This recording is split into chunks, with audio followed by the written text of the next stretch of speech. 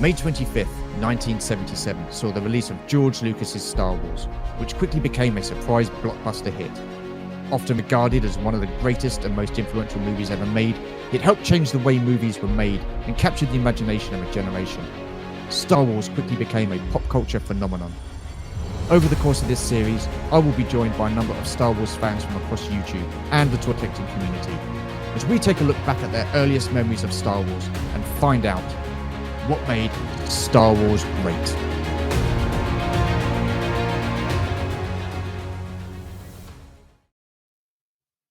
Hello Toy Collector fans, Universal Toy Collector here, and welcome to the channel. And welcome to episode 23 of What Made Star Wars Great, the series where I get to chat to Star Wars fans from across YouTube and the toy collecting communities to discuss topics such as the negativity within Star Wars. We find out their earliest experiences or memories of Star Wars, and we basically find out what made Star Wars great. Now, joining us this week is someone new to the channel, so it's an absolute pleasure to welcome to the channel for the first time, Robert from Robert's Infinite Realms. Hello, sir. How are you? Hello, Stu. Thank you for having me. It is so nice to get to talk to you at last. No, well, it's like you say, it's the first time we've actually properly spoken face to face, so to speak. So yeah, it's been great that you've said yes and you're here. Awesome stuff. Now, you know, the reason that I'm doing this is because there has been a lot of negativity around Star Wars. You know that because you used a clip of one of my videos in one of your videos. Yes, I did. A while back. So yeah, that was a treat. That was surprising. But thank you very much. So you kind of get where I'm coming from. There has been a lot of negativity where Star Wars is concerned. There's been a lot of bad Star Wars. I just wanted to hear your take on it before we get into your memories of Star Wars, your earliest memories, should I say, and the and all the good stuff about Star Wars. So what's your take on the negativity? To me, it's just bizarre. It's, it kind of started around Last Jedi, and it really amped up with Rise of Skywalker because it was Kathleen saying, people are sexist, and then it died down and it went away, and I was like, okay, that was just a bump in the road. Okay, Yeah. because it was weird to insult the audience that way. And it came back very, very strong with the Acolyte. And honestly, I think what happened was the Acolyte was so bad that people were like, no, this is not what that is. You can make excuses for the sequel trilogy. Yeah. In that, there was not a plan and all this, and that Ryan kind of went off the script. Ryan Johnson went off the script and did a couple of things on his own. But then, like, when you had the Acolyte, and the biggest moment to me was they had an interview with Leslie Headland, and they asked her motivation for the bad guy, for I forget his name, Quimir, yeah. And she went like this for like I guarantee you 30 seconds, like she was thinking, like she didn't understand the motivation of her own character. Wow. And to me, that was the most telling moment ever. Yeah. And later on, I kind of looked into Headland a little bit after that, and I found out the way she does things is like, it's kind of the actors kind of come up with it, and it's kind of done by committee. And the problem with that is when you're doing something that's a science fiction fantasy idea, it's not a formula that's going to work. Yeah. And I think that became true. And I mean, I noticed there's a big dip. Like Skeleton Crew wasn't a bad show. It wasn't a great show, but it wasn't a bad show. Yeah.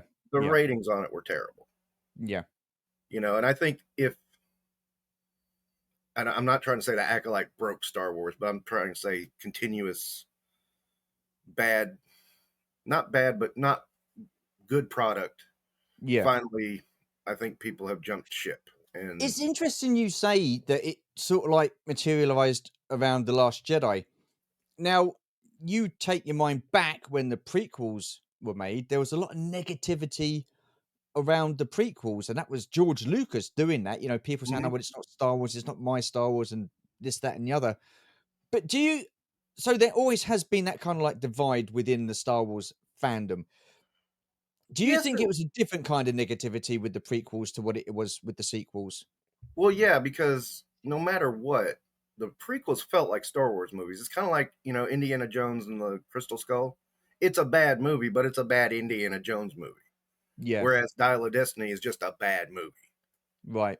There's a huge difference Yeah. there, and I think it's a similar Yeah. thing with the prequels and the sequels, because it's like, yeah, the sequels are bad, but they're also just don't feel Star Wars.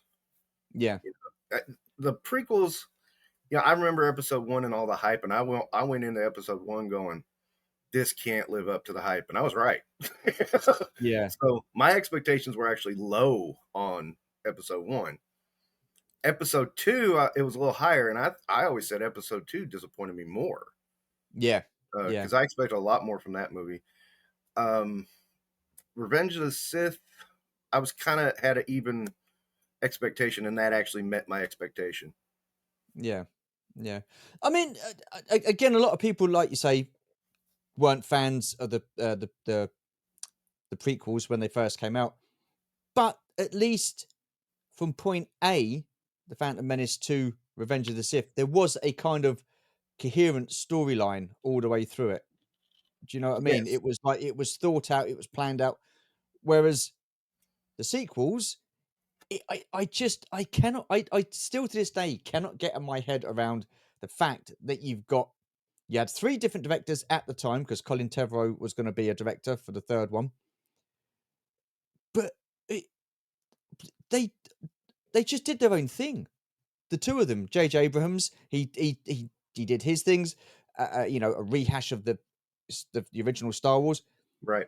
Ryan Johnson come in, he took a total left turn, and I don't know where he was going with that. And but then some people say if you take Star Wars out of it, it was a good movie. I don't. Was it? I don't think so. I've heard that too, and I'm like, okay. The part that gets me in that is the whole Hodo and Oscar Poe, Hodo and Poe Poe, Dameron, yeah, yeah, Poe Dameron. There's a scene where he looks at her and he's literally saying, "Give us some kind of hope. Give us not, tell us there's a plan." And she refuses to tell him, and it makes it seem like that leads to the mutiny and all that stuff. And I'm like, that's unless you're painting this leader to be a very dumb leader, that's a moronic way of writing. yeah, And that yeah, there's the scene. There's one of the scenes I draw to whenever people say that it's a good movie. I'm like, what about that? I mean, they don't paint Hodo as being a dumb leader.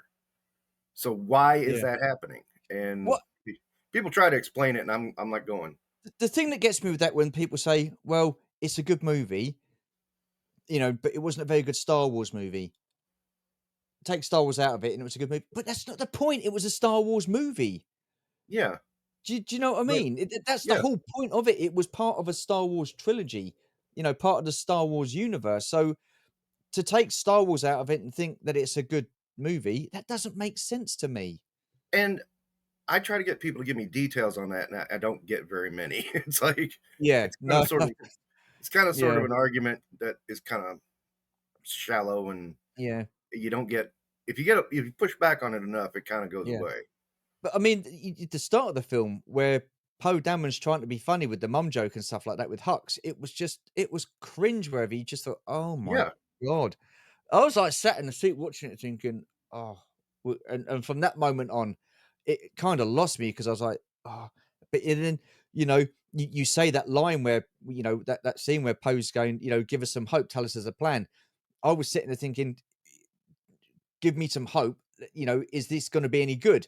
And it yeah. just, since when has Star Wars been about people going around topless and stuff like that? Like, um, what's his name? Kylo Ren did, and then you see it again with Quimir Mhm. in yeah. What is that? What is it with that? That's not Star Wars. That's never been part of Star Wars. Seeing half naked people, Yeah, any other movie, fine, but not a Star Wars movie.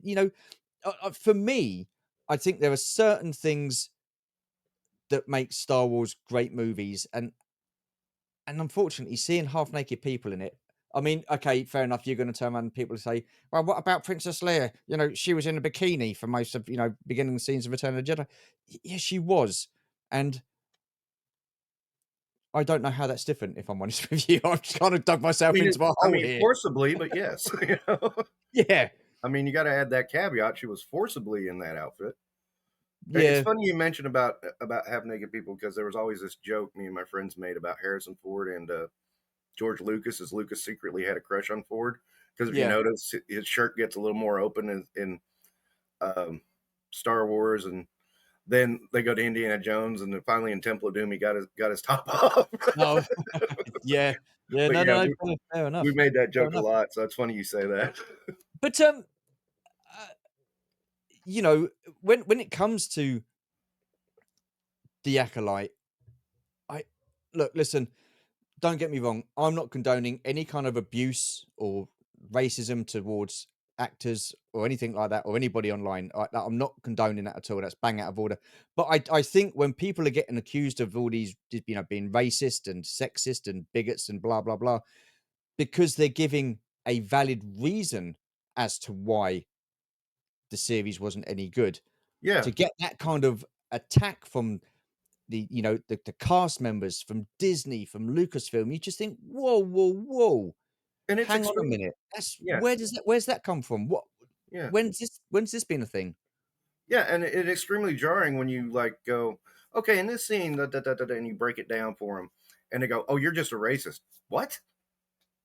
You know, I Yeah. just went over a whole lot of detail of why this doesn't work for me, and you just totally brush it off and call me a name.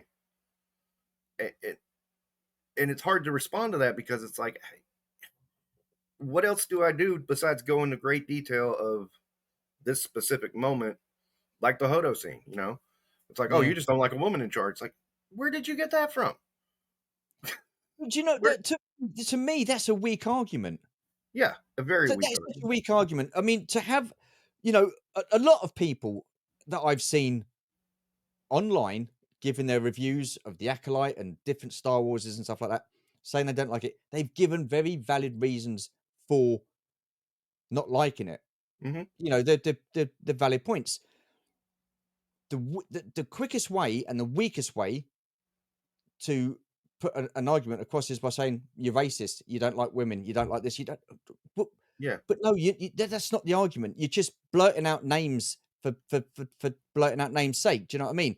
right. Come back with a reason why you think it's good, not just because there's a female in charge. Right? We've had Princess Leia, we've had Ahsoka in the Clone Wars, we've had you know Amidala, we've had strong female leads in a lot of movies over the years. So why is it that all of a sudden we're racist, we're bigots, we don't like strong female characters? Well, Where going the back, hell has it come from? yeah, going back to when it started on Last Jedi, less so, but then more so with Rise of Skywalker, and then again with the Acolyte. I can always felt it's like I'm going to head off criticism at the pass because I know it's happening. It's going to happen Yeah, with it. You know, I made the joke when the Acolyte when I saw the first two episodes of Acolyte, I was like, that's why they've been saying all this stuff because they knew how bad this was going to be. You know, yeah. and I think it's sort of like a backwards marketing to try to head off any criticism so that you don't have bad criticism. But when the product is that bad, it speaks for itself. Yeah, yeah. I I mean, mean, that's just my personal thought. I've got to say, I watched the first episode. I was like, "Ooh, okay." It's fair bit. They contradict themselves in a couple of things, Hmm. and then the acting. I just thought, "Oh, this isn't good. This isn't good." Some of the acting. For me, an actor is where you change things up a bit, and you're not yourself. Do you know what I mean? You Right. would put a performance on. You would make it believable that you're someone else. A lot of them didn't, especially those first few scenes. When you first introduced to I can't remember her name. Is it May? Yeah. I When you mean, first introduced to her, gosh. the guy that she was with was absolute woeful, and it was like you'd just see him in the streets of London on a normal night out. Do you know what I mean? He was that Mhm. poor. To me, acting is where you, as an actor, makes that role believable. You are someone else. You're not yourself. Put a different voice on. you know, it was that bad, and then it got progressively worse all the way through, Hmm. and some of the characters, and you just think, oh my life, and I sat and watched it all the way through because I thought if I'm going to have an opinion on this, I need to have watched it. So I've got to. I don't want to be one of these people that say it is absolute shite. Why is it shite? Well, I don't know, I've not watched it. Do you know what I mean? That doesn't make sense. If you're going to Yeah, critique something, then at least watch it from start to finish to see the end product and the overall. But I was like, that was painful. I was like, it I've not was. watched it since. Funny I that. watched it. I said there has to be a point where this gets better, and there's a reason it's this bad. And it just kept getting worse. And Yeah, it came to a point where it was a train wreck. I had to see how bad it would go, yeah, and yeah. it It it was, went it was, pretty it bad. was cringe. I mean, some of the scenes were the writing, the acting. I mean, listen, I've said it on numerous occasions. It had the potential to be something totally amazing. It really Yeah, did because it was a part of Star Wars that hadn't been explored in live action.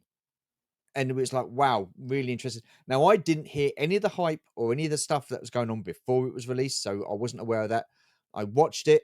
I'm a grown man. I can make my own mind up. I don't need yeah, leading by anybody. I make my own decisions. I make my own mind up about things. And it was total, utter shite from I start to agree with finish. you.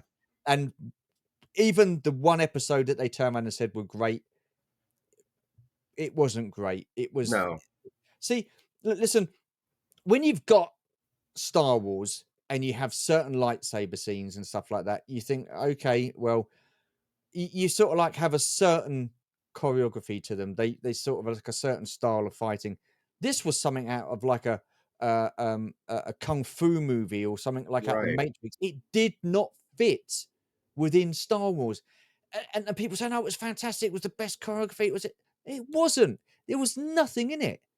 There was The nothing in best it. It was absolutely shocking. the best lightsaber fights to me, the best fights to me have a personal stake. Yes. Yeah. There Absolutely. there is a Yeah. Yeah. Yeah. personal stake in it. I always considered the best lightsaber battle to be Vader and Luke Yeah. in Return of the Jedi, even though technically some people try to say, well, they don't do as much. And it's like, no. If you've ever watched Master Swordsman, they don't do a lot because all that swinging and stuff Yeah. that leaves you open to attack. Yeah. That is perfectly how Master Swordsman would fight. Yeah. Yeah. But going back to acting, I had a good friend of mine in college. She was studying drama, and Okay. she's gone on to do acting. She's never been in anything big, but she's getting jobs. And she told me one of the best compliments you can give an actor is that when you were performing, you were unrecognizable. And that plays to your Yeah. point. And I mean, that's what she was taught to do, was to not be herself Yeah. and to embrace that other person. Yeah. Oh, absolutely. Mhm. Myself and my other half, we've been done live theatre and stuff like that, and Oh, really? Okay. yeah. So listen, it wasn't a great level or anything like that, but again, it was the point of I don't want to be myself. I'm gonna get into this character, and that's what you do, and these people are getting paid. Well, some of them are getting paid big money, but some of them are getting, paid a fair decent wage for it. And I just thought it from start to finish, the directing was poor, the story Yeah. was poor. But so, you know, would you say then that all this, because would you say it was Disney's fault? Would you say it was Lucasfilm's fault? Because for me, not all Disney Star Wars has been poor. There has been some good elements, and when they get it Oh, yeah. right, they kind of do get it right. But by God, when they get it bad, it is poor. Yeah. It's like, I watched the whole Ahsoka series, and the series overall is just kind of like, yeah, but I like um, Balin Soul. I liked him a Yeah, lot. And I was so sad that, Ray Stevenson had died. And yeah, I know the yeah, guy from Game of Thrones is going to play the part now, but I was like, oh, I really want to see Ray Stevenson finish that character yeah. arc. That was a shame. But Yeah, I really liked him a lot. And, there are gems in there. I did not hate the fight between Obi-Wan and Darth Vader in the Kenobi series. Um, I thought that was pretty good, even though there was a few moments of like, tons of rocks around everywhere. But Yeah. overall, I thought it was decent, except I didn't understand why Obi-Wan just walked away. That was the We one. know why, because we know what happens. We know what happens going forward. That's the thing. Yeah. I mean, I know you said that you didn't mind that, but what is the point? Because there's nothing at stake. There's nothing Mhm. at stake with these lightsaber duels. You go to the original trilogy and stuff like that. We'd never seen anything like it before, so we didn't know sort of like what was going to happen and stuff like that. But the fight between Ben and Vader on the Death Star, there was something at stake. Yeah. The fight with Luke and Vader in Empire Strikes Back, again, something at stake. And it's A lot at exactly the stake. same for Yeah. the duel in Return of the Jedi. There was something at stake. Even the prequels, there was something riding on it. We didn't Right. know what. We didn't know which way it was going to go, with certain aspects of things. But I just don't see why they. For me, I could have done without that Obi-Wan series. I could have too. I mean, I could take it or leave Yeah. it. But, then again, you get something like Andor. Andor's going to make it out, but it was still had good parts. It was really good Oh parts. yeah. I mean, you knew he was going to make it out, but I think overall the writing and the story for that, I think, was probably some of the best that's been in Star Wars for a long while. And with that, it certainly fleshes out Rogue One even more. It gives it a Yeah. little bit more, that meat to the bone type sort of thing. It would have been great if we'd have kind of like sort of like seen different characters like us. Well, no, it wouldn't work with it because no, I don't know. But I enjoyed it at the end of the day. Yeah. It was decent. It was decent. So Yeah. who do you point the finger of blame at then with when it comes to all the shite when it comes to Star Wars? I think I think there's a lot of blame to go around because there's a lot of hands in all this. Too Um, many? Possibly too many, but I mean, there are the people, who are making direct decisions. There are people who are making decisions above them.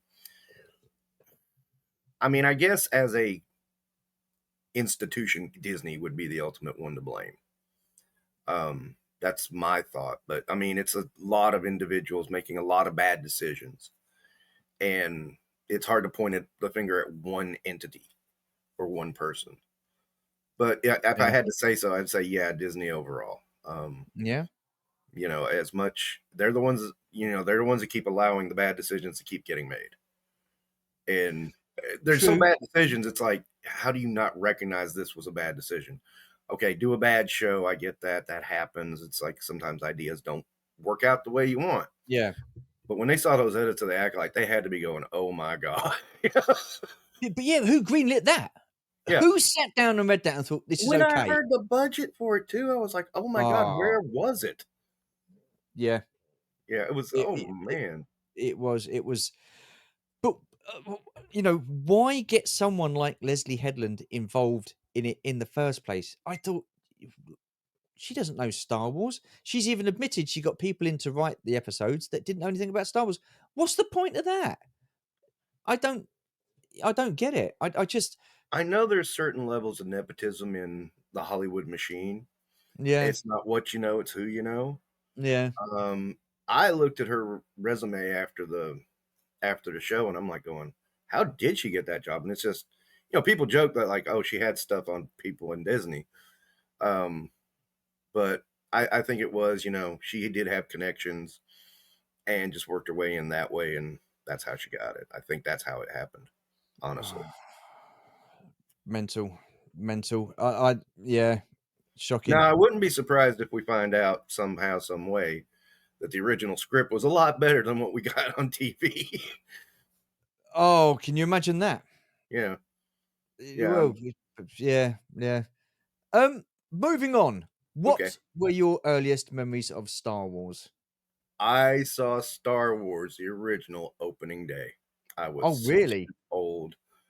Wow. My dad really wanted to see it, and he Yeah. used me as the excuse. And Yeah. I had watched some TV. I knew of Star Trek. My dad had this love of the old cereals from the Okay. 50s. Yeah. Yeah. Yeah. Yeah, basically what gave us Indiana Jones, but the Flash Gordon ones and Yeah. a couple others. And I think he kind of saw something in this movie that was kind of similar, maybe in a Flash Gordon way. And I just remember, and two, it was like a really big event. We went out to get something to eat. We stopped by this shop. I bought my first issues of Marvel 2-in-1 and Marvel Team Up, which are big moments for me because those two comics I grabbed as much as I could of those series because they introduced me to the Marvel universe basically. So, Wow. big day in my life. Yeah, yeah. And I remember it because I came home and then I was reading Marvel 2-in-1 and Marvel Team Up, and I'm like going, oh wow, this is awesome too. I have two awesome things in my life now. But yeah, I remember even as a 6-year-old just going, I've never seen anything like this, and I don't think I ever will again. That's And insane. I'll tell you what, I watched Star Wars last week. Yeah. It was a special edition, but it's still Star Wars. Yep. Just because I didn't want to dig out my DVD of the original, uh, you know. But I watched it, and I still get excited at that trench run. Yeah. I do. I was sitting there going, "Oh wow, this is great! This is great! This up." I'm like, God, 40 Oh, years, 50 years later, I'm still getting excited about this. I would have loved to have seen the original Star Wars at the theater. Yeah, and you know what I was would have been funny? too It young. literally was opening night. So here was the thing: the theater wasn't that crowded. Oh, It might have wow. been 30 people because the buzz hadn't started yet. Right. It took Okay. like a week. Yeah. And it was like, I can remember people walking out of that theater going, that's the greatest movie I've ever seen. And it's like, I can't wait to tell people, da da da. And it literally was a word of mouth thing. And the So, next weekend is when you got all those pictures of all the crowds in front of the theater yeah. and Yeah. like that. It was like, It really oh, sort of like took off. yeah. Take yourself back to 6-year-old you sitting in the theater. You got the screen. You got the words a long, long time ago in a galaxy far, far away. Then Star Wars bursts onto the screen with that absolutely superb score. You get the scroll and stuff like that, and then it just pans down, and then you have that blockade runner going over your head, and then you get the Star Destroyer. What was Yeah. your thoughts then? I tell you the truth. The scroll went by and I didn't read it because I was going, what's that word? What's that word? What's that? And I just finally gave up. you Yeah, know? And then that's fair enough.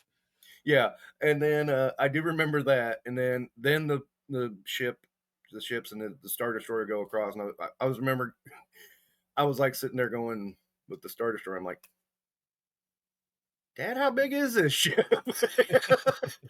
And it just seemed to 6-year-old me, it seemed to be forever that the Star Destroyer was Yeah, going by, and yeah. then finally it finished. But it's like, yeah. Then I was like, well, I'm hooked. I don't know what's going on, but I'm hooked. And then the droids and everything, it was just phenomenal. That's the thing, isn't it? That's the thing. A lot of people have said, even though that they 6 years old, 7 years old, they weren't really too sure what was going on story wise, but the action, the Mhm.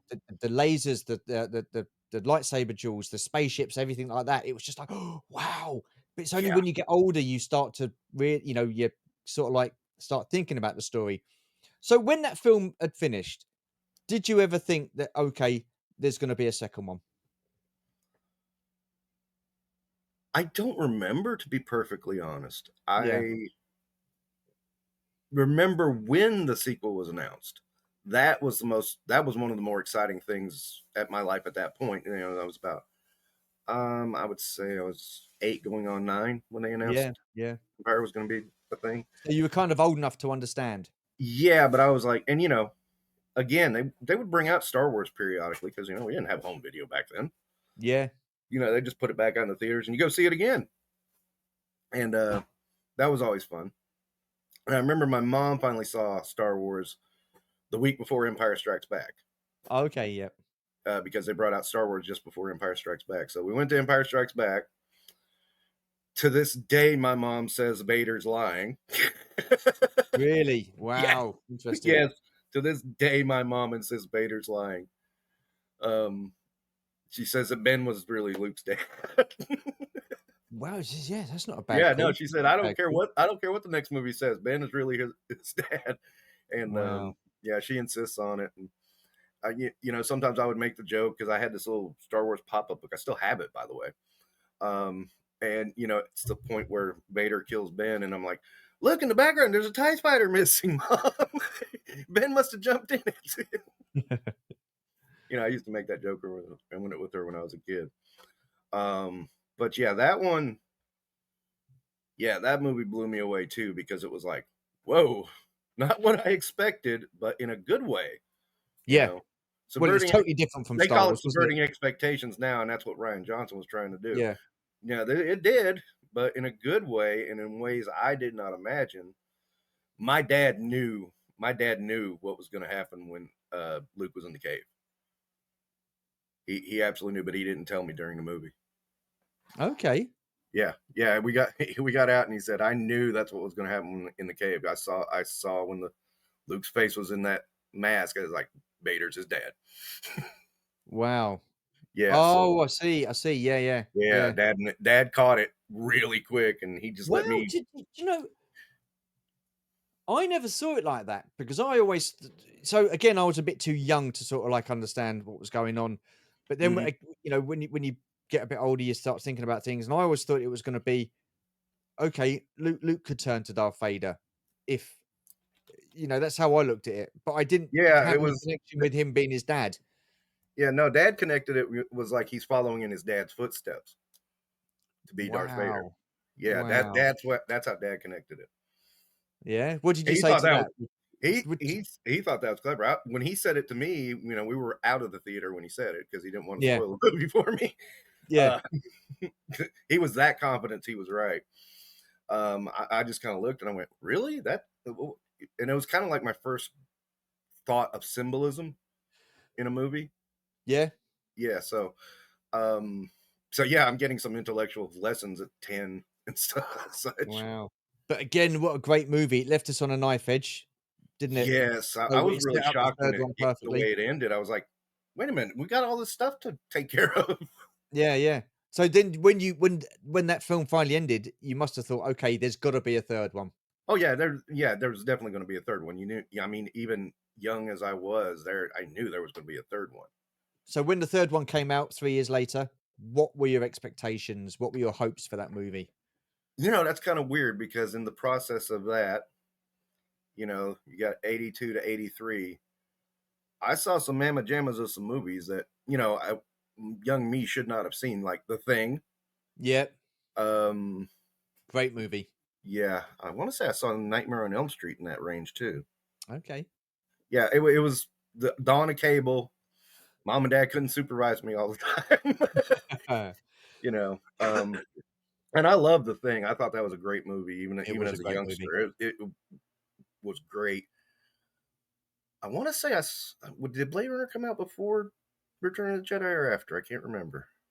I want to say I saw it before, but I I might think be wrong. yeah, I think it might have been before. Yeah. Anyway, movies that were much more adult, Yeah. and somehow my brain was processing them. I mean, it Yeah. wasn't just like, ooh, cool effects and all that. No, my brain was processing what was going on in the thing. And to this day, I kind of look at people and go, no, you missed this part where you hear the keys jangle and so grabs them. Yeah. Yeah, just little details and thing that we'll be here all day if I go on that tangent. But I was like thinking, oh God, I'm not a little kid anymore. Am I going to still enjoy this? So I went in. I liked it for the most part. I Yeah. will admit the Ewoks annoyed me. you know, Yeah, I think they annoyed a lot of people, didn't they, to be honest? But, yeah, and I think a lot of us that were in that, first watched it stage were kind of like going, "Oh, the Ewoks, no." And I don't hate the Ewoks. I thought in the structure of the story they were a little annoying. yeah. I did like the aspect of Primitive taking on the giant industrialized army. I did like that Yeah. aspect. That was cool. I of course love the duel with Vader and Luke. And the space battle was pretty good. It was a Yeah. lot better, a lot bigger and better than the one in the first Star Wars. Yeah. So yeah, I thought that was, overall I was satisfied with it. I was like, yeah, Yeah. the Jabba stuff at the beginning, it seemed to almost be like, well, let's veer off to side quest and then come back. Yeah, I You didn't know, mind that. It introduced a lot of new characters, which I thought true. was pretty cool. A lot of Yeah, because when the toys or the figures came out from Kenner back in the day around Return of the Jedi, so many figures, different aliens and stuff like that, and yeah. that's again for me that's a big part of Star Wars, the different aliens and creatures and stuff like that. Within that universe. Um, I was going to bloody say something. Now I can't remember what I was going to say. Damn That's the way diggity. it goes, isn't it? Oh, yeah. So you're saying about the space battle. So for me, I'm not too much of a big fan of these special editions. Now, I like the fact that they've gone back and cleaned things up, like they have done with Star Wars. So the space battle in Star Wars looks a lot tidier, looks a lot cleaner. Oh, and there's certain aspects of Empire Strikes Back they cleaned up with the special effects. In the Hoth Mhm. scene where you can see through the cockpit and whatever. The CGI weren't great, so they've filled that in so you can't Those see through parts, the yeah, cockpit what you're anymore. talking about right now does not bother me in the slightest. What Yeah, those bits? yeah, the little bits where they just go in and clean up little bits. Yeah, Yeah, I'm fine with that. yeah, I'm happy with I that. understand that they But I did. wish I'd have done that with the space battle in Return of the Jedi.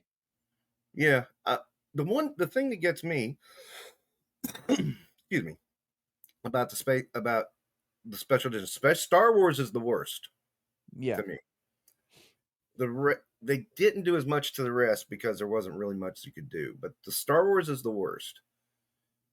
You're watching it with a 1977 aesthetic, yeah, and then all of a sudden you have 1990 CGI jumping in, yeah, and it's very jarring to me. I can watch the movie. I can get around the Jabba scene, and I can get around the Rontro in the middle of the yeah. street with the Jawa swinging on. I have that toy somewhere. I love it. It's I mean, it's a fun bit, but it's like, yeah, at the same time, it shouldn't have been in the movie. Um, I can get over Dash Rendar's Outrider in the background in Mos Eisley. very um, very briefly. Yeah, yeah, very briefly, but you see it. yeah. Um, you know, the final battle at the end, it throws me off because I can tell it's Really? 90s CGI. Yeah. I still like it. Yeah, I just kind of accept it at this point because it's there. And, yeah. but you can tell it's a different aesthetic. Yeah. What about the When, canteen scene? Because they swapped out a few of the aliens in the there's a canteen few of scene, those didn't in they? there So too. When they yeah, did Blade Runner, all the things they've done to Blade Runner, one thing they've always tried to do is make sure that, yeah, we're going to use CGI, but we're going to keep it that 1982 aesthetic. yeah, We're not going to make it look like anything we couldn't have done in 1982. yeah, And that's one of the things I do appreciate about the cleaned up Blade Runner remasters yeah. versus the special edition of Star Wars. It's just, eh, I just wish they'd have taken out the blocking element of the space battle in Return of the Jedi because you can see some certain blocking and stuff like that. But true. because at the time you didn't really notice it, but the quality of TVs have got better, the standard Mhm. of visuals have got better, special effects have got better. So when you're seeing Return of the Jedi on a modern day TV screen, 4K, 8K, whatever, Yeah. you can see those little elements and you just think, oh man, I wish they would have tidied those up just a little bit. Do you I know what I need to, mean? it just occurred to me, I've never watched Return of the Jedi on a 4K screen. I need to do that. Okay. Yeah, Yeah. because I bet that does show up. Uh, It does, unfortunately, but listen, that's not me taking anything away from the movie. I thought it was a great movie. Um, we go back to acting, and some of that dialogue in the original trilogy was as corny as hell. It really was proper corny. yes, But the thing is with that, the the actors at the time were so, whether they liked it or not or whatever, they were so engrossed in it. They believed in it, which made right. us believe it. Do you know what I mean? That's I keep saying about it. The scene with Luke and Yoda in The Empire Strikes Back. Luke made that scene believable because, and he made Yoda believable because of his acting. He believed it, so we believed it. Do you know what I mean? And it's Yeah. just little things like And, that that sort of go unnoticed. I've been watching a lot of the reviews of Superman this weekend. Okay. And a lot of people are talking about how the comedy is too jarring and stuff. And I always felt there is just the right touch of comedy in Star Wars. It's like Yeah, when Leia says, "Can somebody get this walking carpet out of my way?" I yeah. mean, They're it's throwaway funny. lines, aren't they? It's just throwaway Yeah, it's lines, you know? funny. It sets up her character so well too, because it's like she's not going to take anything from anybody, including a Wookiee. Yeah, And y- you know, same thing with the asteroids, the asteroid field scene, yeah, where navigating 10,000 billion 25,001 is like, don't tell yeah. me the odds. He Yeah, just does but it. it's just throwaway lines though, isn't it? Yeah, They're not setting these films up to be, comical movies. I right. felt with the prequels, I think there was too much emphasis on Jar Jar being the comedy relief, Yeah, which I just look, listen, again, I'm not condoning the abuse that, the fella got, I can't remember his name. Ahmad Best. Ahmad Best, I'm not Yeah, condoning that. I've met him, he was a pleasant guy, he's a nice guy. But the character he played, it was just wasn't great. And I think George Lucas has, said, he went a bit OTT with Jar Jar because he was supposed to be for the right. kids, you know. But then Mhm. again, you get into episode 2 with the Attack of the Clones. That scene in the droid factory, with 3PO, it was That's terrible. horrendous. That is absolutely horrendous. The throwaway lines that he makes there, you just think, no, no, no, no. It's just too much goofballing around. It just didn't sit right with me. I didn't enjoy that at all.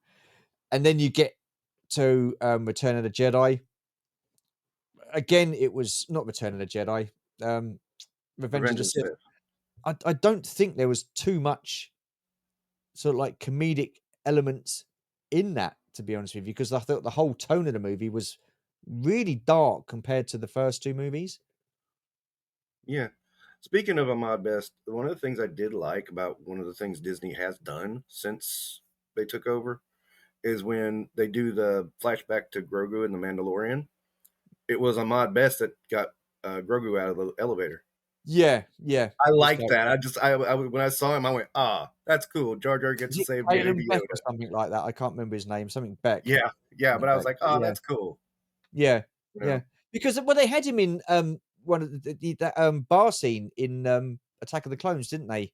yes, Because they had Anthony Daniels in there as well, that's right. unmasked, which, which, Yep. which was pretty cool. So, but um, but yeah, I think when it comes to comedy elements, the sequels were absolutely horrendous, especially that second movie.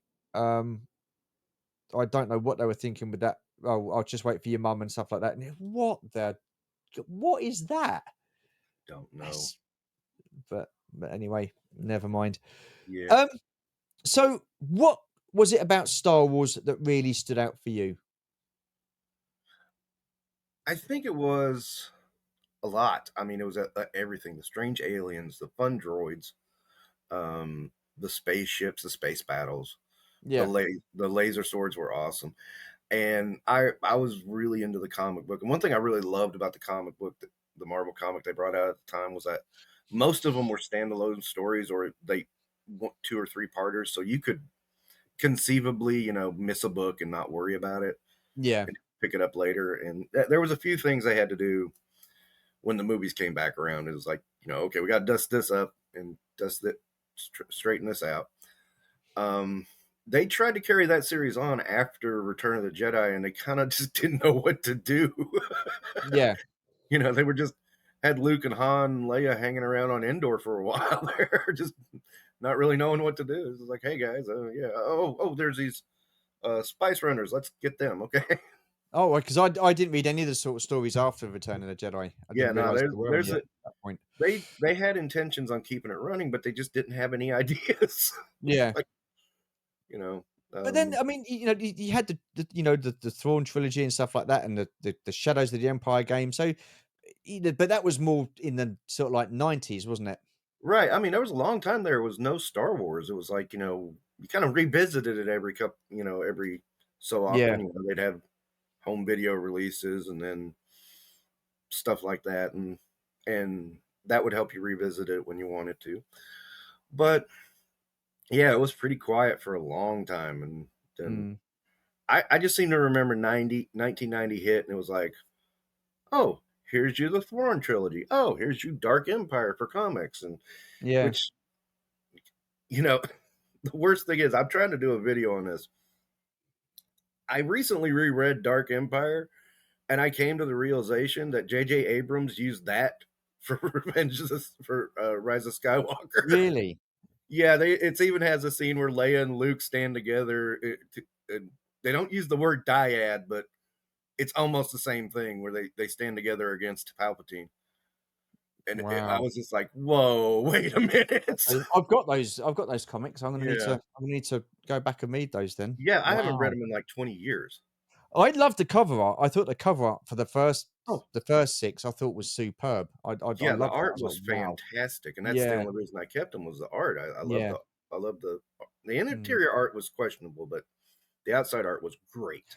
But I mean, again, you had so many elements of Star Wars after Return of the Jedi, like the Thrawn trilogy or even the Dark Empire. Yeah. You could have gone down those kind of routes to Oh, I flash know. out a good sequel trilogy. Yeah, one of my favorites was called Star Wars Legacy, which was Okay. Luke's great great great grandson. All right. Wow. Yeah, and the dark, basically the Sith had returned, and um, the Sith guy was trying to tempt him into the dark side, Yeah. and he told and it was looking like it was going to work, and then he told him, "Hey, kill that guy," and he goes, "No." He goes, "What? Why?" "Because you told me to."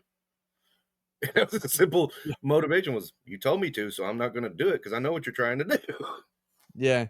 Yeah, Wow. Yeah. it was kind of comedic, but kind of cool. Yeah. Yeah. Comedic in a good way, not in a Jar Jar way.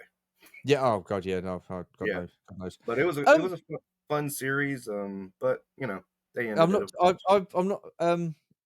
I don't know too much about that one. Again, something. I mean, something I'll have to look into as well. So that was Star Wars. What?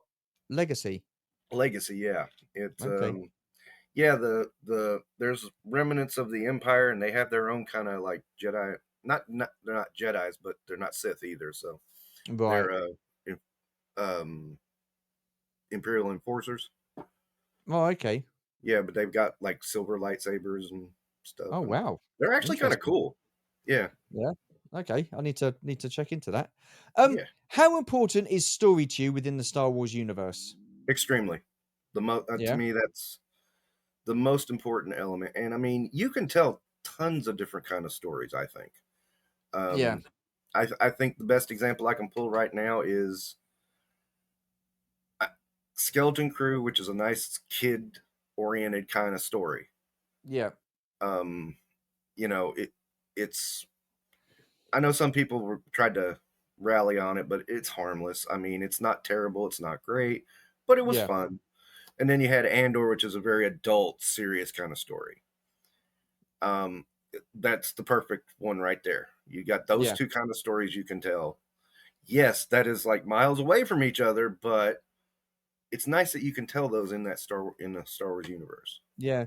I think I'm with you. I think story within the Star Wars universe, and it doesn't matter if it's Star Wars; it could be any film.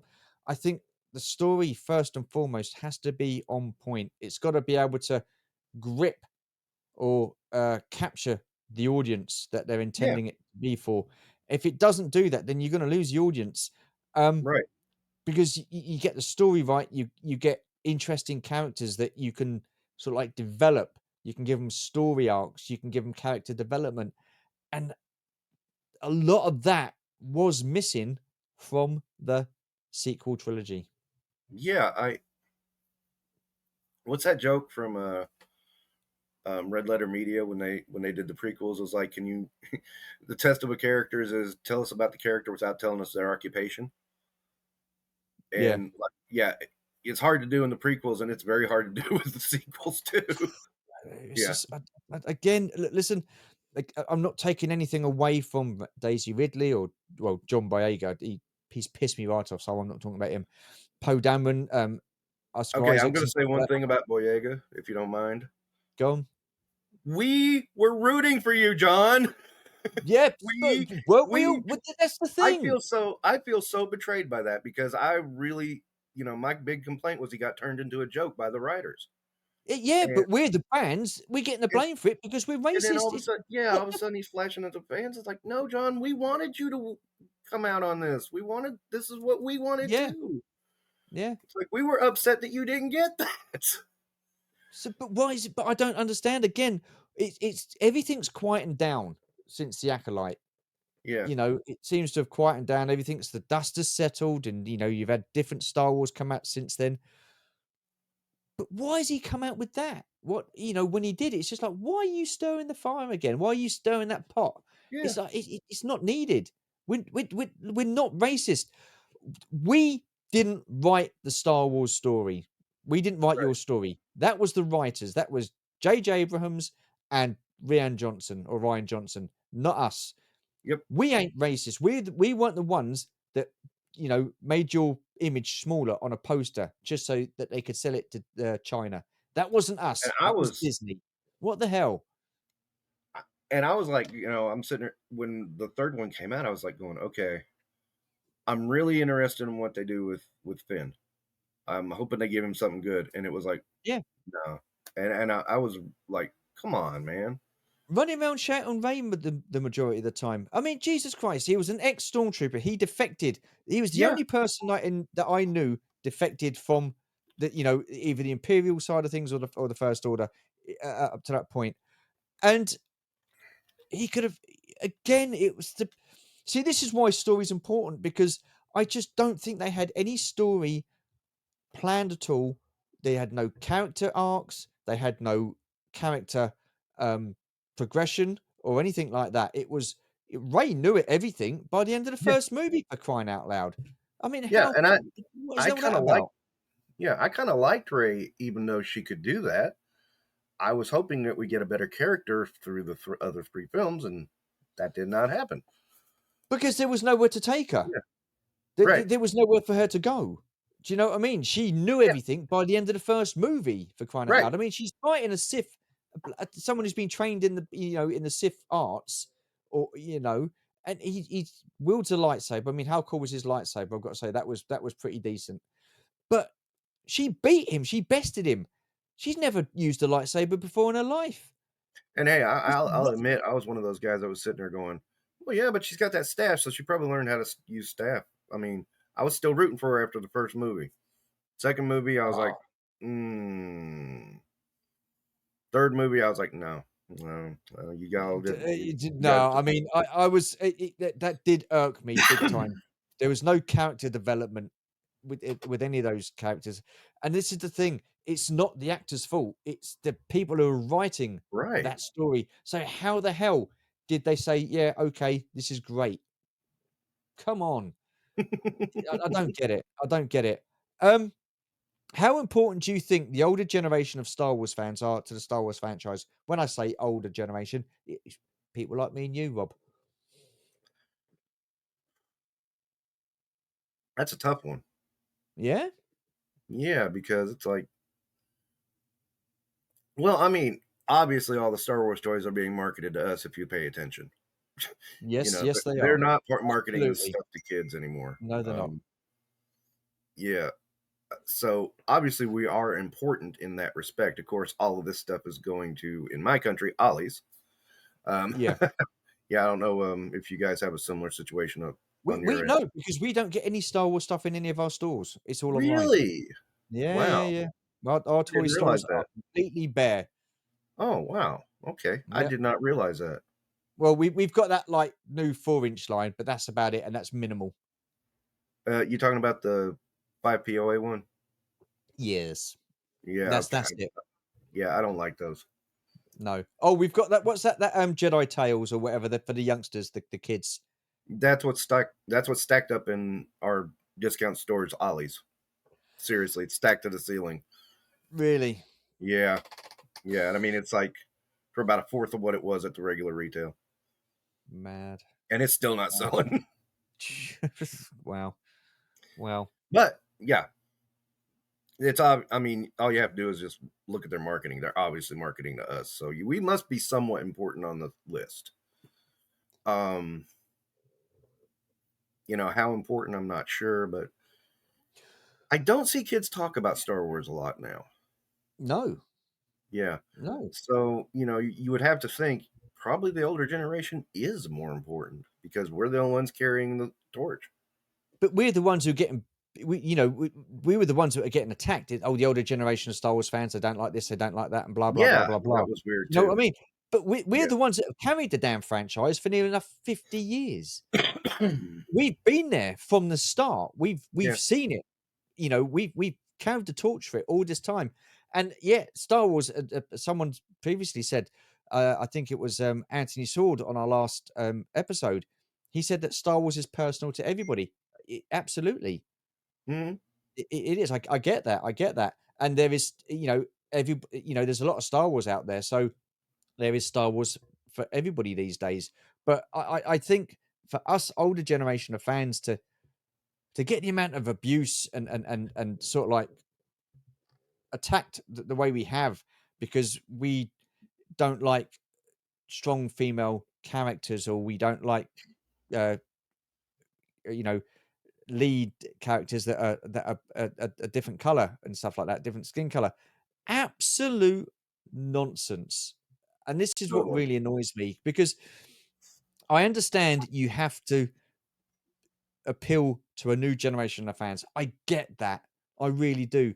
But don't do it at the expense of the older generation. You Are you with me? Yeah, again, this goes back to marketing. You never want to alienate any part of your audience. No, absolutely not. And the thing that gets me about this is that, again, I took some marketing in college. I moved on to communications, but one of the big things back then was don't get political because you're automatically going to be alienating one side or the other, and you want to have both of them hear your Yeah, message. yeah, So, if at all possible, I mean, unless you're in a political campaign, of course. yeah, yeah. But if you're trying to sell a product, don't be political. If Well, somebody decides to go political, you just kind of just try to yeah. do your best not to put that in your marketing. I mean, here's the thing. Here's the thing. There's always an element of politics in any movie. There was an element of Yes. politics in the original trilogy. There's an element of politics in the the prequel trilogy. I get that, but the way it was subtly put in to the movie, it fitted in with that universe. So when I was watching the movies, I kind of had an idea that there was some political elements, but it wasn't nothing real world. It was okay. Wow, look at that! You've got political, bits and bobs within, the Senate, for example, in the prequel trilogy. You've got the uniforms and stuff like that of the Imperials, which look very much like German uniforms in the war and stuff like that. That kind of thing. The stormtroopers and stuff like that. So I get that, but the way he did it, George Lucas, I thought was very cleverly done because it fitted into his world that he created, Yeah. his universe that he created. But to go point blank, smack bang in your face with political stuff, it isn't right. I don't think you should be doing that. See, and yet that's like I just saw a movie called Sinners, Yeah, um, and vampire movie, but there are some overtones in it about slavery, um, cultural appropriation, stuff like that. It's yeah, there, but it's not like whack, whack, whack, whack, whack in your face. It's just if you're watching and you know your history, you're like, oh yeah, I see what you're saying. But if you don't know your history, you're not going to catch it. yeah. And again, on that point, the big hoo ha that Disney had I should say because specifically American history, by the way. well, I think every country's got a history that I mean. Look, none of us are proud of it. It's Right. happened. We've just got to. We've progressed since then. For crying out loud! Don't keep harping back to it. You keep looking back. Nothing's going to Yeah. change. Move on. Move forward. But I That's mean, it it's as was, simple as that. yeah. In that movie, it was done in a way as like, yeah, you can see it, but it's Yeah, not beating you over the head, and it's done very yeah. well. And I enjoyed it. I thought it was pretty good. But what got me was the fact that they couldn't call Boba Fett's ship Slave One anymore because of the word slave. Yeah. Okay, fine, right, yeah. So it might offend people. Right, okay, well, it's people's feelings, but there you go. It doesn't mean to say they're right. But when they're quite happy to have a crowded bar and two guys go in with a bomb and leave a bomb in there, then walk out and blow the bar up. That thing happens in real life as well. What about the people that have suffered and are offended by that? That's what I mean. You can't pick and choose. I That's don't feel. I think yeah. if you're gonna, cut the slave out, cut the bombing scene out. But they And didn't. They carried on doing that. I don't get it. the thing that got me about the slave one thing is I don't think there's anywhere in on-screen dialogue it's ever referred to that. I don't No, think they ever named the ship. no. And then as soon as they decide to rebrand it, they name it in the Book of Boba Fett show. It was like the same day. The Yeah, same, yeah. And I was like going, why was that line put in there? Is that just yeah. telling us, yeah, this isn't Slave One anymore? He couldn't just say, I see my ship. Oh, yeah, yeah, he comes out with the name of it just to put a point. Do you know Yeah. what I mean? I see what you mean, yeah. Yeah, for goodness Yeah. sake, anyway.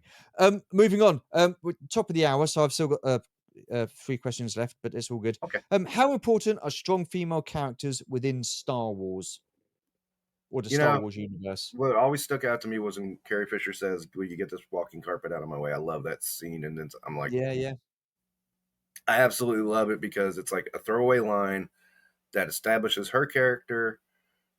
And, you know, is she captured? Yes. Is she a damsel in distress? No. I yeah. mean, she No, needs she's not. help, She's not. but she's not helpless. I mean, Would and there's nothing wrong with needing help. Does a female need to be in the thick of it, get their hands dirty, big butch, all that type of stuff to be a strong female character? Or are there different ways that you can show strength without having to go in with sleeves rolled up and tank tops and muscles and acting like He-Man and all that sort of stuff? Well, I mean, you can read the Diary of Anne Frank. That's a strong female character. She's not doing any of that. Yeah, I mean, you know, I mean, that's my bestest example of, strong female character yeah, that isn't like, you know, doing, Butch getting into muscles and all that. yeah. It just seems to me that is the definition of a strong female character this day and age, and I It, don't think it should be. There's more to be. every time There's I more to strength than hear, just muscles and all that sort of yeah, malarkey. I just noticed my handmade Spider-Man is in the way. Oh, I have a I have a Spider-Man with a web line. oh, well, And cool. it's been dangling right there on the screen the whole time. I just noticed it.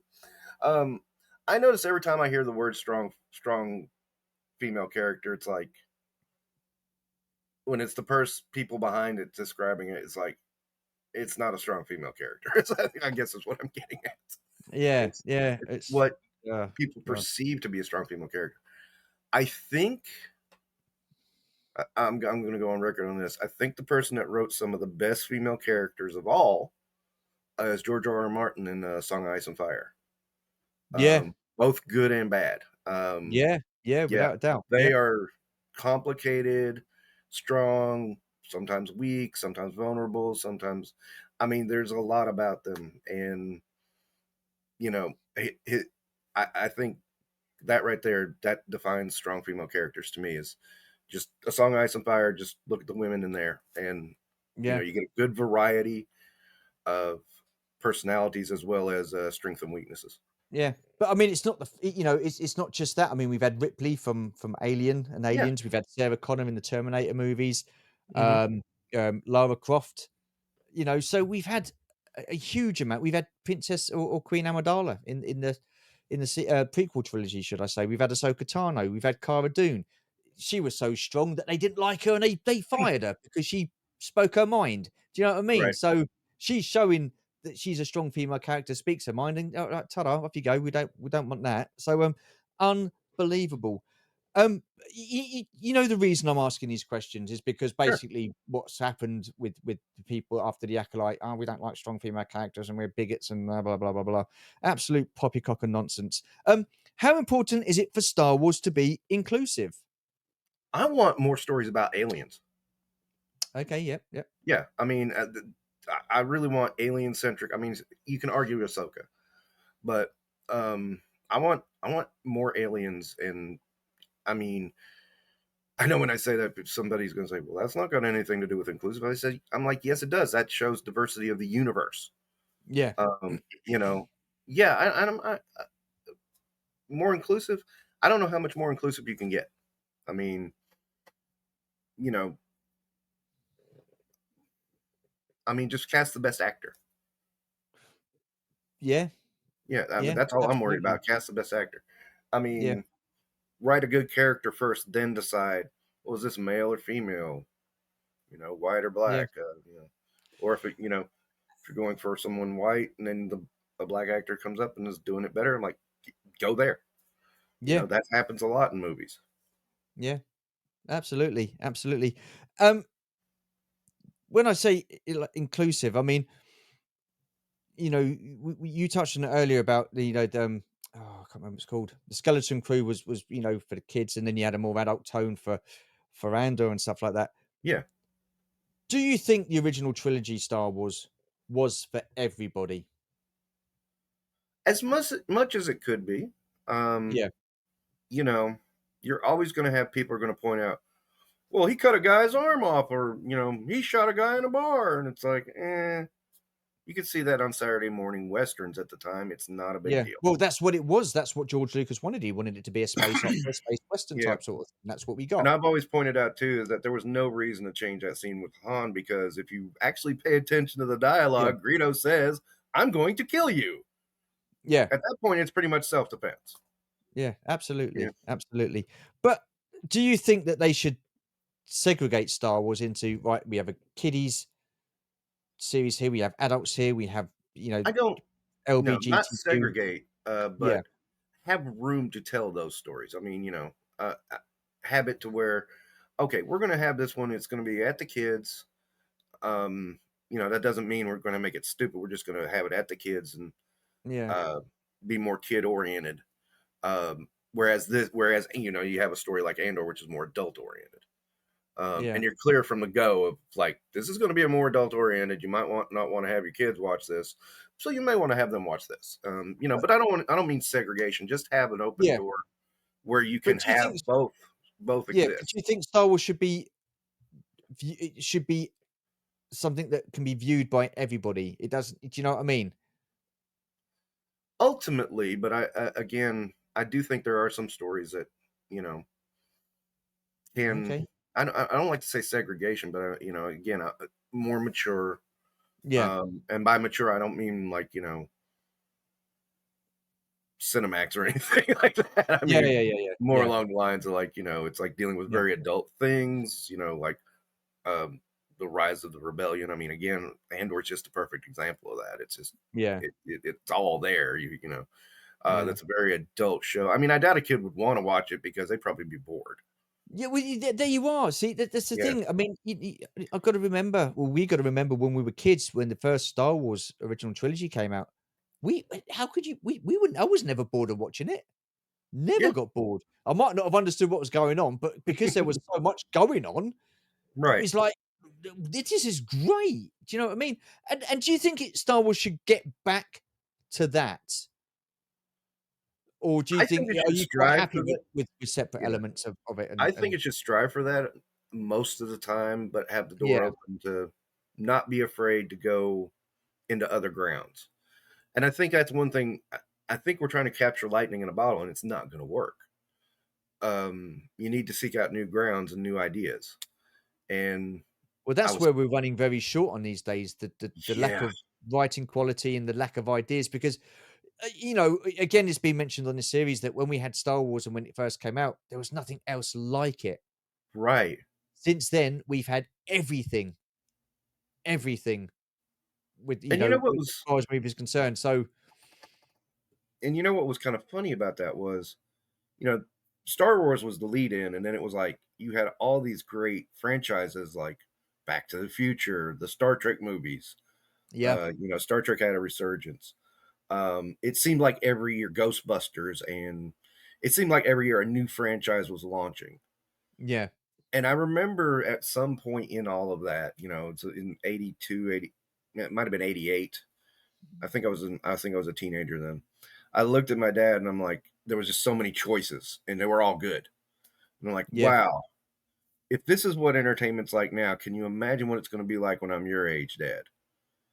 And so God, I'm a little past Dad's age now, and it's like, how's that turned out for you? wow, what happened to choices? What happened to original ideas? Well, there you are. That's the thing, and Yeah, you say about lightning in a bottle. I think the original Star Wars was lightning in a bottle. it was. And that's the thing. And I try to choose my words very, very carefully when I say this, but this generation does not have a Star Wars, meaning they don't have something like that everybody's kind of going, oh wow. Yeah. Do you think And there ever will be? I think there's always potential Yeah. because you know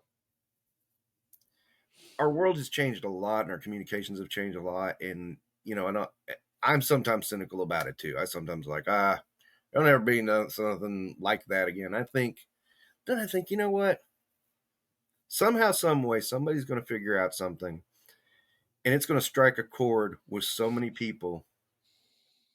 It's going to be just like that again. I mean, it will probably be, we'll probably look at it and say, oh, that's not as big as Star Wars, and it doesn't have to be, but it's going to be big, and it's Yeah. going to be something that wasn't done by committee, and when it wasn't done um, with I mean, it's going to be done by somebody on an indie level. Has to be at this Yeah. point.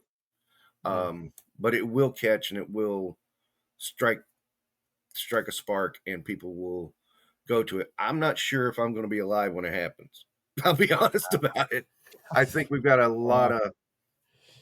of Yeah. grinding to Yeah. go through Yeah. still. Definitely. Um, I've just got one more question for you before I get into the actual last question. Was Star Wars broken when George Lucas sold it to Disney, and is Star Wars broken now? I don't think it was when he sold it to Disney. I was tepid about the idea because Marvel had been sold to Disney, and that's my other big one. Well, GI Joe is my third. Yeah. You know, um, but I don't think it was broken yet. It took a bit, and it became broken. Um, I think Can the it be sequels. fixed? Yeah, I think it can. Yeah. Um, it's going to take some work. I think Marvel can be fixed. It's going to take some work. I don't know, and I have to say this with blunt honesty. I don't know if they have the creatives that can do it right now, and I don't know if they're going to be able to hire the creatives that can do it. My take on that is, and again, some people might not like this, but I Hmm. just think when it comes to Marvel, when it comes to Star Wars, there's too much bloody box ticking. Let people just write stories and get the right people in to write the stories, get the right actors in to play the parts, whether they're bloody white, black, green, yellow, pink, whatever color. Get the right people in. Don't Yep. just box tick. That is the issue, in my opinion. And some people might not like this. It's just my opinion. It doesn't mean I'm right. It doesn't mean I'm wrong. It's just an opinion. Pack the box ticking in. Concentrate on telling a damn good story. Entertain us. That's what you need to do. Entertain us. Forget your political bullshit, right? We don't want that. Just write your stories, entertain us, and we'll be happy. And then maybe Get that your might go a little politics out deeper. of my stories. I want my Yeah, well, stories yeah, back. that's the thing. That's the thing. This is what annoys me this day and age. And so many people are using these like franchises as platforms to push their political, whether it's a political agenda or their political beliefs or their own personal beliefs and stuff like that. Right. No, I know a lot of writers, they take a lot of what's happened to them in real life and put them into stories, but you've got to make sure that that fits in to what you're trying to do. Don't just put it in there for the bloody sake of putting it in there. Do you know what I mean? I'm going to say something somebody told me about Doctor Who this last season, Yep. and when they said, I went, "Oh God, you're right." Was Russell T Davies, who was running the show, said he wanted to make it inclusive, Yeah. and the response by this person was, it already was inclusive. It was inclusive the whole damn time. Yeah. Now it's only inclusive to your segment of what you think is inclusive. Yeah. There's the problem. And I was like, oh my word, that is so correct. Because if you saw the last season, I'm right. Yeah. Yeah. We've had Star Wars. Star Wars has been inclusive from the start. Yeah. Okay, it might have been white heavy because there were films at the time back then. Do you know what I mean? Right. So, but you had your strong female lead. You had a great character with Lando Calrissian, and then Yeah. even then the sequels, you had Mace Windu as probably one of the coolest Jedi's going. God, You had Darth I love Vader some of the voiced stuff by they did probably one with of the him. most well-known voice actors Yeah. out there, James Earl Jones. No one batted an eyelid. No one cared. Do you know what I mean? It's just got very silly. Anyway, last question. Overall, what makes Star Wars great? I tell this analogy now and again, because to me, it's the most important thing of Star Wars. Luke and Vader to me is an allegory for father-son relationships. Yeah. And me and my dad, we argued a lot. And my dad, we just disagreed a lot. And my dad could really turn me over in an argument, in a debate of some kind. And there was a moment in time where one day it was like we were debating, and my dad suddenly realized I had him on the ropes, of debate. And he was like, wow, that's amazing. And I instantly thought of that scene where Luke has defeated Vader, and the Emperor says, good, kill him. And it's like, no, I'm a Jedi like my father. Yeah. And I was like, it was almost that moment exactly in my life. And I always said, that's why I love this this original trilogy, especially because that is lots of father sons go through that, Yeah. on some level. Hopefully to God, just on a verbal, and although I've known a few that had to do it on a physical, but mostly on a verbal, intellectual level. Yeah. But it's a great allegory for that, and I think, of course, somebody's going to go like, what about all the people Vader killed? I'm like, that's not the point. Yeah. Yeah. So yeah, But no, yeah, no, awesome, man. Awesome. Well, that has come to the end of the conversation. I've cool. got to say, I've really, really enjoyed talking to you, Robert, for the first Same time. here. Awesome Same stuff. here, Thank you Stu. very much. Where can people find you on social media? Go to my YouTube channel, Robert's Infinite Realms. It's also my Instagram handle and my X ID. I am on Facebook, but I'm very wary about who I put on my friends list. Yeah, no, fair Uh, dues.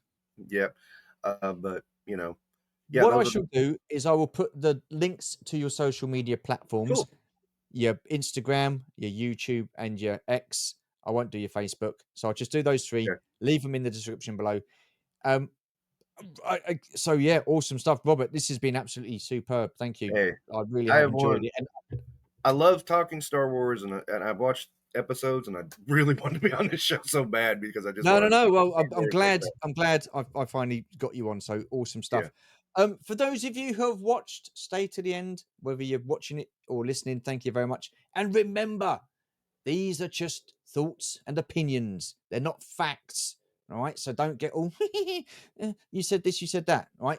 Just opinions. It doesn't make us right, doesn't make us wrong. Anyhow, take care, stay safe, and we shall see you in the next one. Bye for now.